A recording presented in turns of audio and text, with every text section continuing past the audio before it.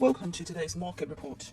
Global stocks rose on Tuesday and bond yields edged higher as traders anticipate that interest rates will soon peak, despite the market's bet that the US Federal Reserve will tighten monetary policy further in May to tame inflation. Gold prices rose above $2,000 per ounce and oil prices climbed despite weak Chinese inflation data, pointing to persistently weak demand.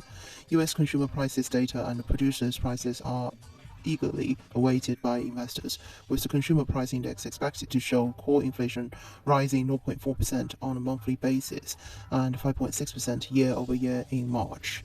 The two-year Treasury yields rose 5.2 basis points to 4.06%, doubled the Fed's inflation target of 2%.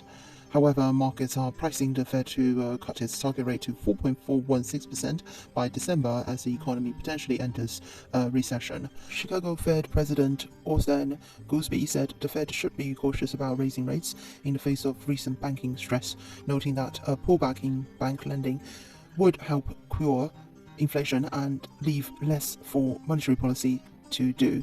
Meanwhile, New York Fed President John Williams said the Fed's policy path will depend on incoming data, adding that he had yet to see much sign of credit conditions tightening and it would take time to see how that played out. MSCI's gauge of stocks across the globe gained 0.61%, with equity markets in Europe rallying after a long 4-day Easter holiday, while the S&P 500 edged up and the Nasdaq slid.